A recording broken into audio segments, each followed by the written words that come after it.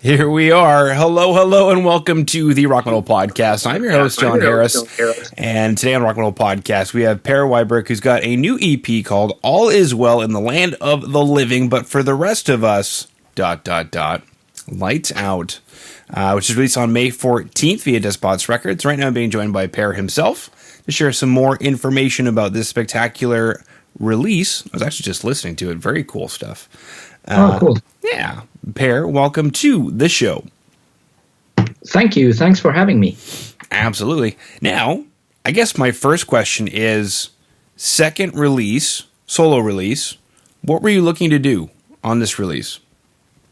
It came out a little bit different than the original intention. When I did the first album, I wasn't dead set on if I wanted to play live. I wanted to play a couple of shows, like at home here in Sweden or maybe the odd festival or whatever, but I didn't think so much about it before I released that first album. But after it was done, I felt like, no, I should try to get more gigs together and do it, live. And so then I suggested to the label that I can do an EP and before the next full length, so to speak, in order to, and I wanted to do it with maybe in a more acoustic setting, like a little bit more laid back, because I figured it would be cool to maybe start off in you can do such a thing in a small room, in a small setting, and make it work. Yeah. But then after a while, when I was recording it, it was like, nah, let's do it like like a normal album would have been, with drums and like a traditional rock band instrumentation. Yeah. So, but the intention of getting some gigs together for it was still there, but then of course the world stopped, so I didn't have to think so much about gigs and touring and whatnot. But I'm super happy that it's being released. So you'll still have more material to then play live at some point. Yes, very true. And there's more in the works. So there's no shortage of material, really. So, Well, that's cool. So I'm kind of envisioning not necessarily like a coffee shop kind of gig, but basically just a small little intimate acoustic set. Is that something that you do, I don't know, just in your free time? Kind of like here in North America, just be like going to a coffee shop with a guitar and playing for a bit. I don't think I have the guts to do it, but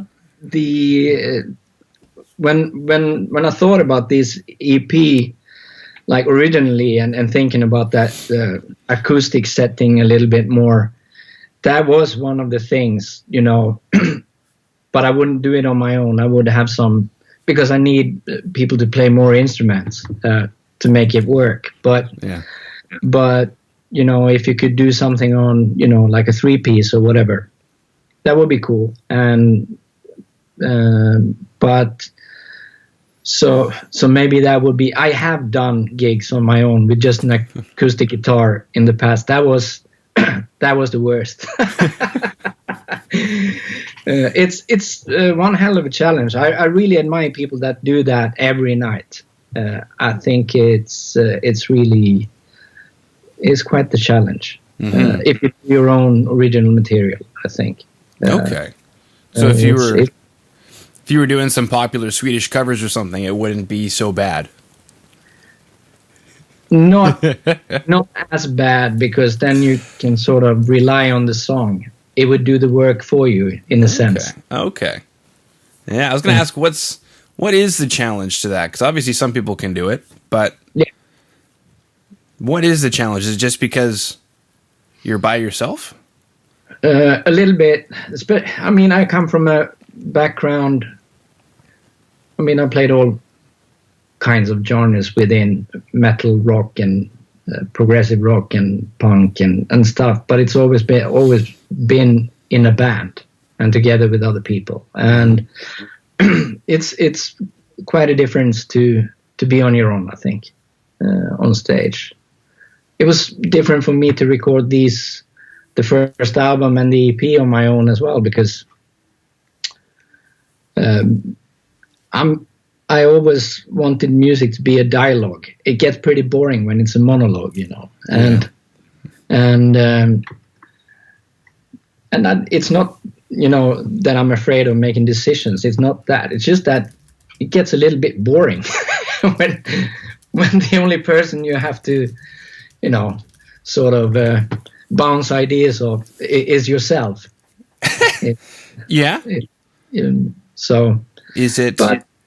Is it a bit? I don't know. Is schizophrenic the right word I want to use? You're talking to yourself out loud as though a real conversation is taking place. Although, I guess in that particular case, you'd be envisioning somebody else. I guess, yeah. Do you have to envision somebody else? No, not really. I mean, it's fun. It's super fun to do this. I mean, it's an ego trip. No one is going to say anything against you. You can sort of try any idea without anyone having anything to say about it, which is cool, of course. But it's also fun to be in a group of people and making things work, together with people that come from maybe different musical backgrounds or whatever. That's super cool as well.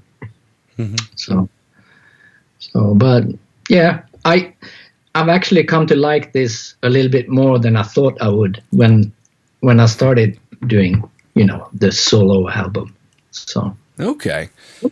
Maybe going back a little bit, what inspired you then to take on some solo work? I'm not one of the people or persons that have dreamt about doing a solo album for 30 years or 30 years or something. It's not like that. It was just I had some spare time a few years back and started to write music. I always write music, and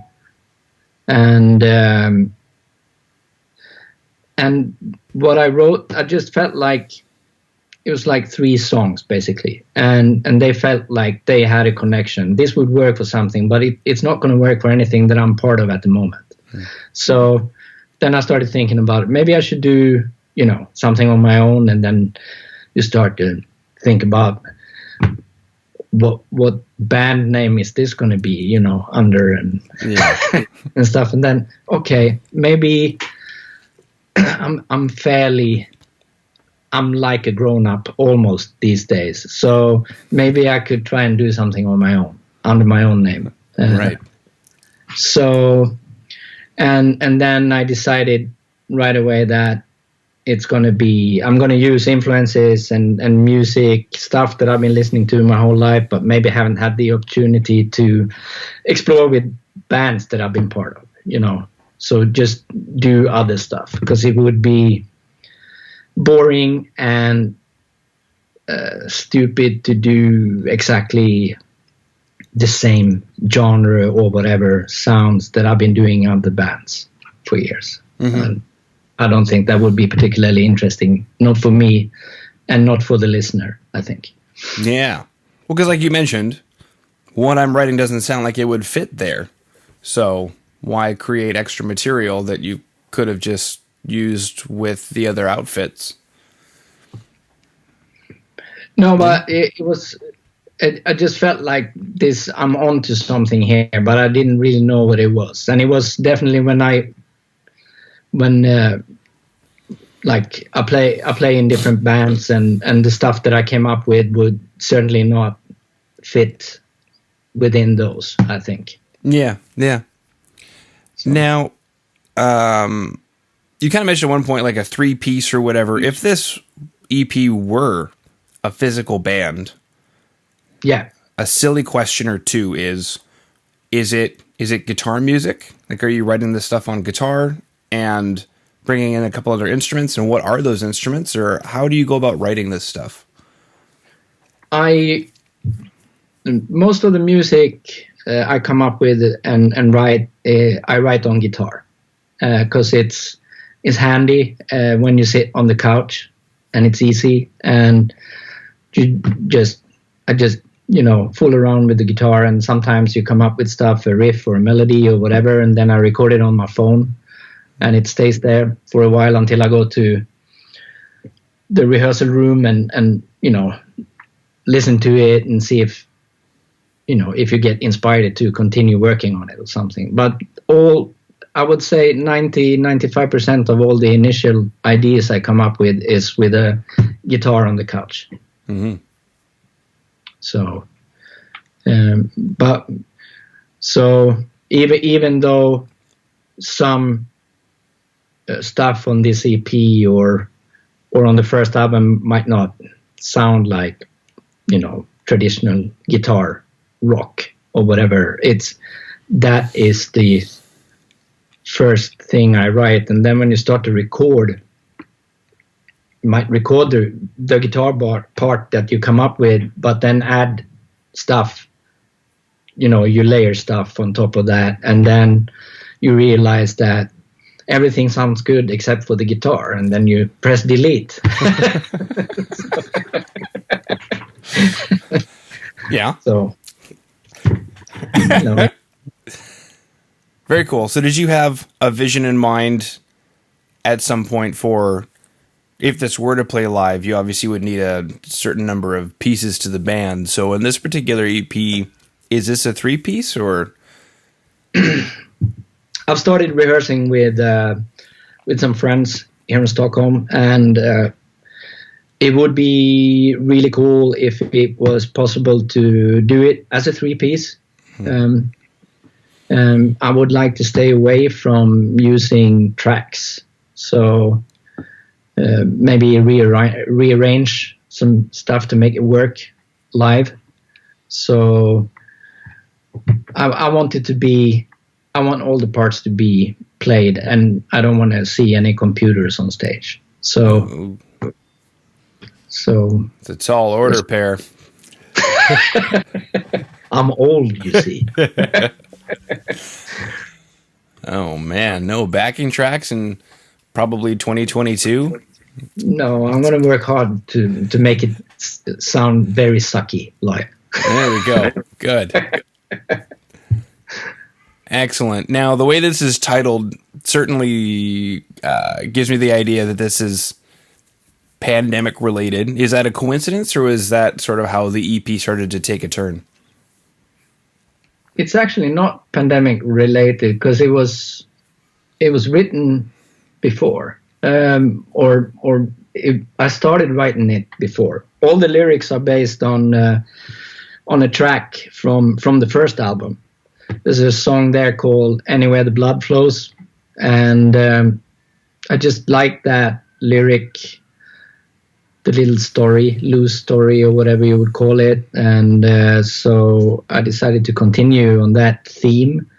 So, and the first lines I came up with when I started writing lyrics were the title. That was the title for the EP. And then the ambition was also that it was supposed to be one long song, but I divided it into 4 sections. So, and each section got a part of the title to be witty. I saw it was very witty, Per. I saw that, and I thought to myself, because I'm looking at what was sent to me right now on the back end, and I thought to myself, wait a minute, that really long title looks familiar. It looks like all the tracks that are on there. I see what's going on here. Yeah. And then I was listening to it, and it works together as a continuous body of work, and yeah, very cool stuff.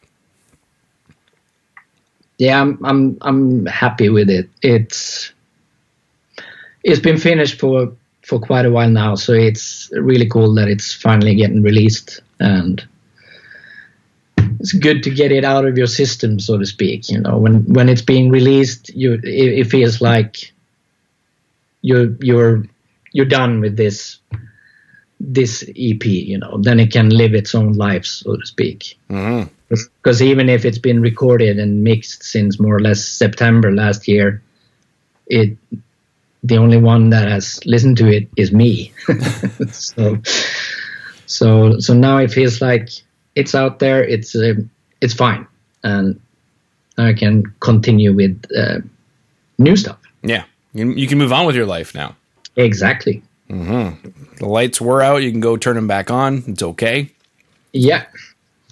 Band freaking tax. You mentioned it was pretty much done in September of last year.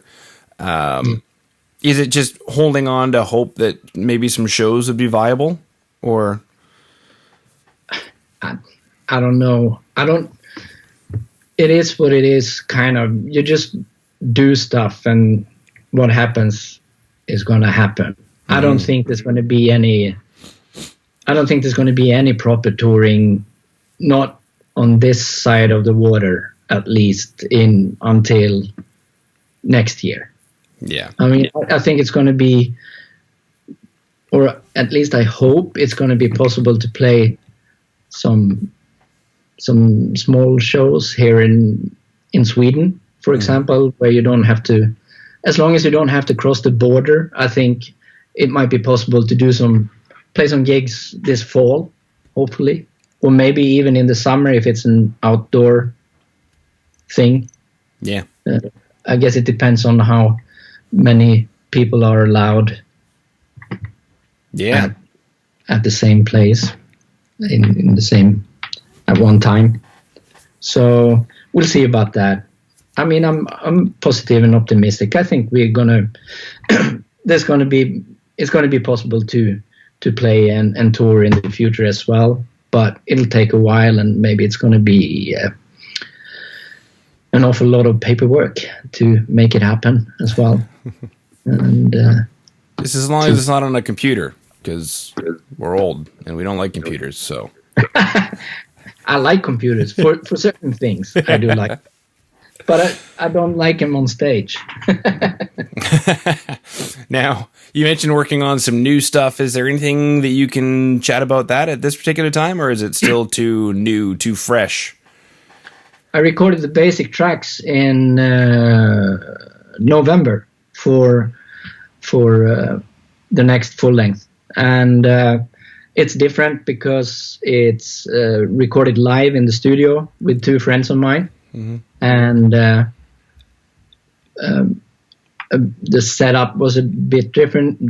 It's me and another guy playing bass, both two basses and drums. Okay. So we recorded five tracks live, and that's pretty much the basic stuff for the next full length. And then I'll add vocals and keys and some guitars on top of that. So I hope it's going to be, well, it's definitely going to be recorded and maybe even mixed before the summer's over. So two basses. Tell me about that. I just am immediately going to trying to remember the name of the show from the 80s where they had, the whole band was playing bass guitar, and they had lead bass and rhythm bass, and just going to that in my mind. How do you structure two basses in a track? It was pretty easy. It's not. I mean, the two guys that helped me and recorded, they're really, they're friendly people and very good musicians. So I wanted it to be very loose and to have a little bit of an improv feel. And I just said, I'm going to play this and, follow or do whatever you like and take it from there. So it wasn't that thought out. I mean, I had the basic, what would you call it? Like the skeletons of the songs, like a song structure that we could listen to and discuss a little bit, but then there's like 3 parts as well.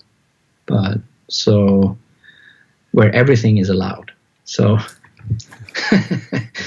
but it's cool. It's gonna be heavier, maybe in a little bit more traditional way than the EP and the first album are. So, and a little bit more noisy, but that's usually what happens when you record stuff live. So, yeah, a little bit ground noise in there. Yeah, exactly.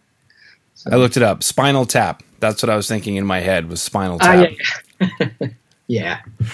Very cool. Yeah, I mean, the EP I got and I hope you take it as a compliment. Hopefully I was listening to the right EP. Like a modern Pink Floyd is kind of what I got. Okay, that's cool. I like Pink Floyd, so that's cool with me. Yeah, it was spacey, but not. What am I looking to say? It was like a modern Pink Floyd. It was spacey, but it had edge to it. It felt like I was going on a journey from beginning to end. So I don't know if you intended all that, but. Well, that's a really nice compliment, I would say. That is what I hope for, that it's supposed to be a little journey, especially since I set out to write one long piece, so to speak. Okay. So, yeah. Groovy. Okay. So we chatted about acoustic sets, because in the beginning, originally, you were thinking of just doing an acoustic thing. Yeah. Which I'm now still waiting for, because I think that would be cool. Music being a dialogue, and how tricky it is when you're just by yourself, that basically you're having a monologue on different instruments. So how do you do that? Chatting about the EP, new EP as a whole, where the direction was from the full length. We chatted a little bit about kind of playing shows to a degree, or what would happen, could happen sort of thing. And then just at the end here, we're chatting about your new stuff where you're doing some live tracking off of the floor. So very cool. That concludes all of my questions. Is there anything that we needed to chat about, or we're supposed to chat about? Management says you got to hit these things, Per? No. Okay. No. I do what I want. Okay. Did we do what you wanted today? I think so. I think it was a nice chat. Very cool. And where are you based? I am in Edmonton, Alberta, Canada. Cool. Yes. Yeah. I've been there quite a few times. Yeah. I would imagine that maybe not every tour, but there's probably quite a few tours that you may have come through. Yes. Yeah. I think, if I'm not mistaken, I'm sure it has changed its name or something. Was it called Red Room or something like that? Mm-hmm. The old venue? Yep. Basically in a mall type of... Was it that one? Yes.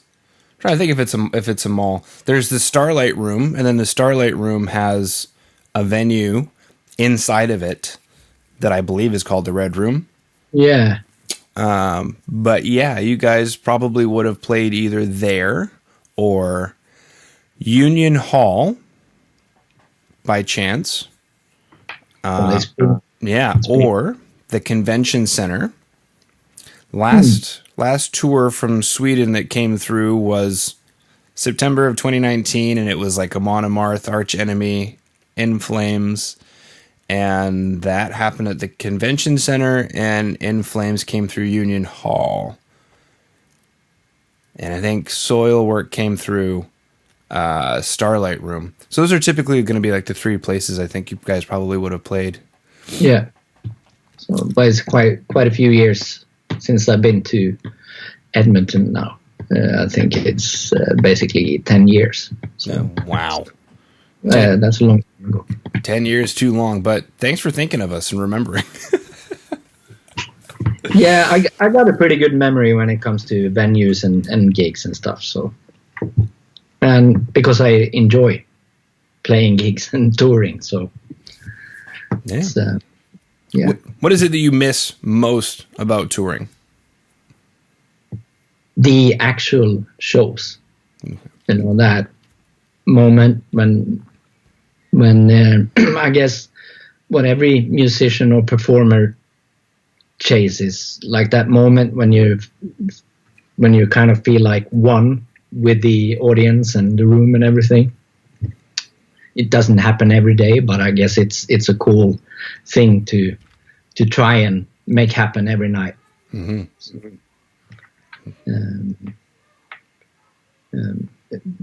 Yeah, I really like that.